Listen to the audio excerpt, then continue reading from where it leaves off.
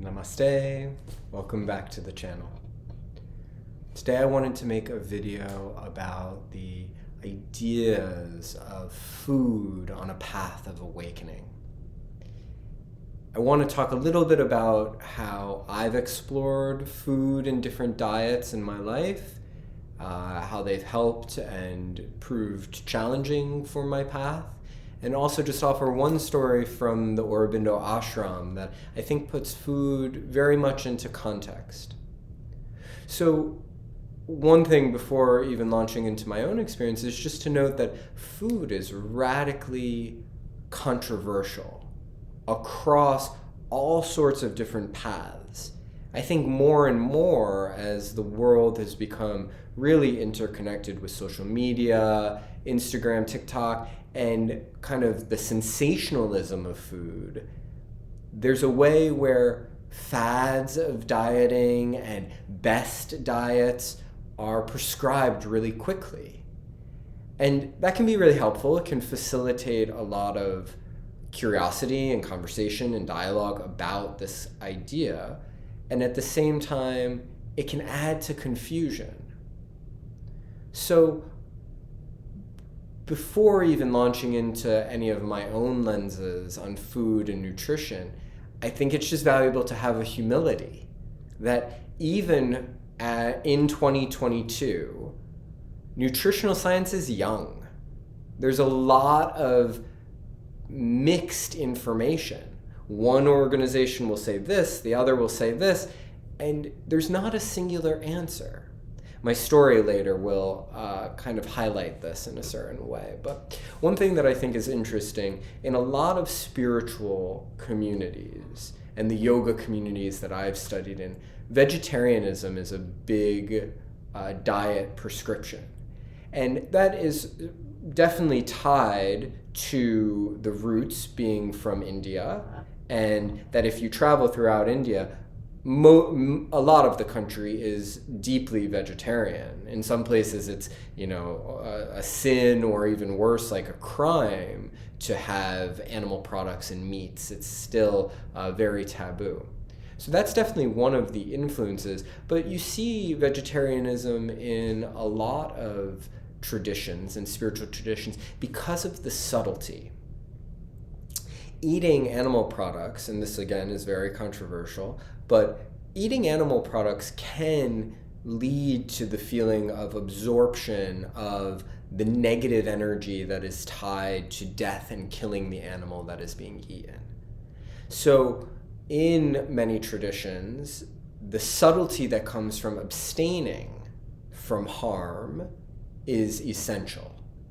So one of the concepts of yoga is ahimsa, non-harming. So the frame could be that if you're consuming animal product, it means that you were directly or indirectly involved in harming, himsa, of hurting and killing an animal to eat the animal. So that's something that can be very worthwhile for exploring. It's part of my journey, has been a deeply vegetarian diet for a lot of my deep yoga explorations, because more than prescribing whether it's good or bad, you can allow deeper states of concentration when there's more subtle energy. This also ties to another kind of discipline or austerity that might fit into your awakening practices, which is choosing how to fast or decrease food consumption or decrease certain food consumption. So again, on the path of subtlety, one thing that can be really helpful is choosing times to intentionally withhold from eating. So that can be a short period of time, one day. It can be a longer fast or a cleanse. But what it does is it really exposes your mind's association with food and with sensorial attachment to food. So I'm just coming off of a 5-day khichdi cleanse, and it's very dynamic to see and notice how we use food for comfort, to respond to negative emotions, pleasure seeking. Even in the cleanest diet, your association with food is imperative to understand.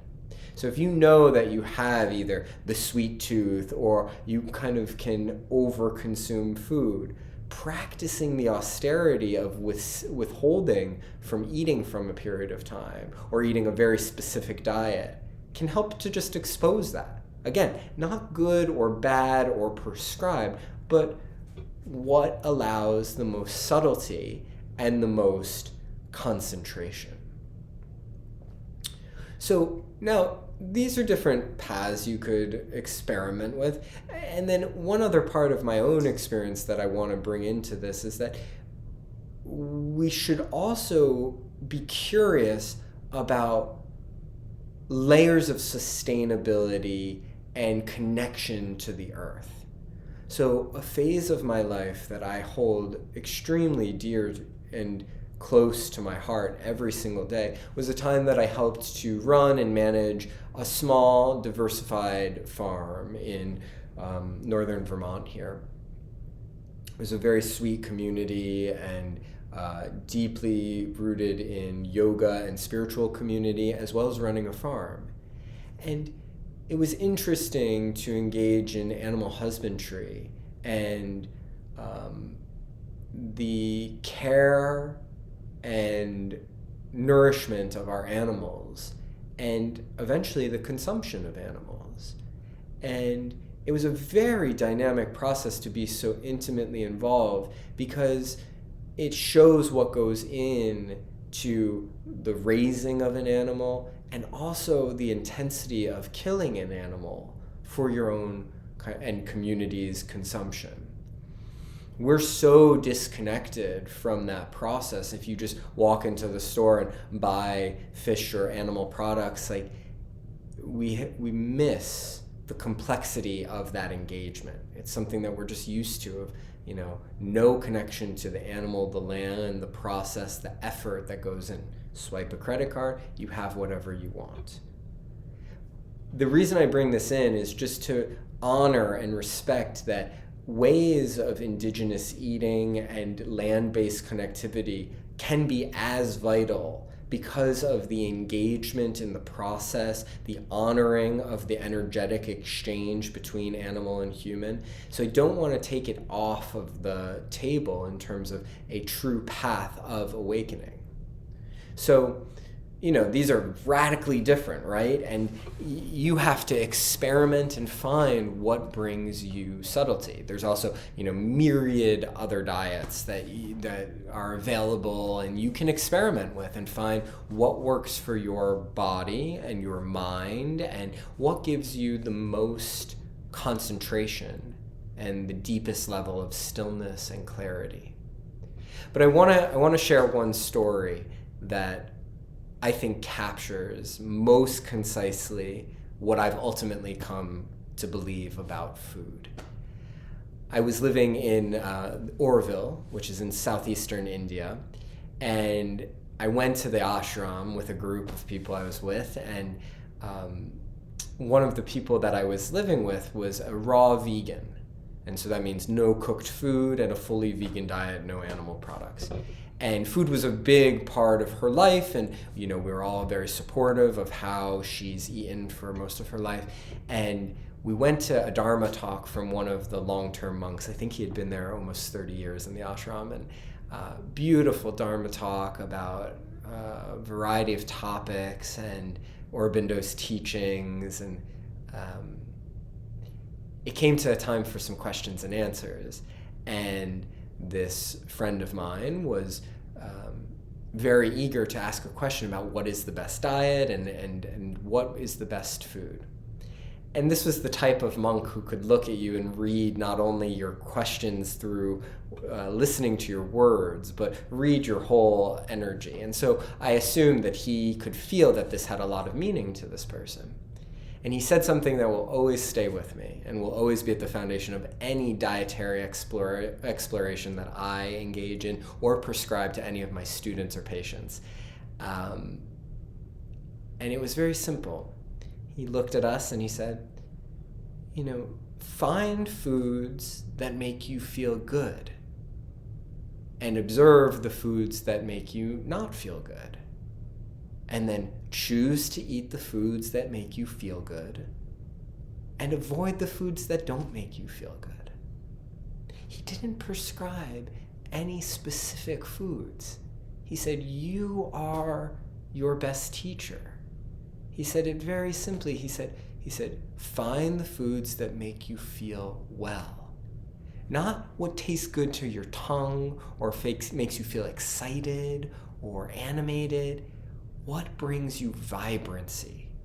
Find those things and eat them in the right amount, at the right times, in the right mindset. Notice the things that provide an opposite or a not uplifting or pleasant experience, and don't eat them. Period. End of the answer. There was more questions about specifics. He didn't want to engage because there is the truth. When you find food that makes you feel vibrant and well and aids your meditation practice, you know what to eat. Eat it in the right quantity, at the right times, in the right frequency. Check in on that regularly, then don't overthink it. As soon as you're prescribing that this is the best, you have engaged your ego. It might be best for you, and that's beautiful. I'm thrilled that you found it. But everyone is different. Every body is different. Every phase of life is different. So when you can have the equanimity to know what works for you and do that, but not need to prescribe it to anyone else, that's where freedom lies. That's where vibrancy lies. And that's where humble wisdom lies. So, bon appetit. I hope you find the perfect diet for you. I wish you success in all of your practices. Namaste.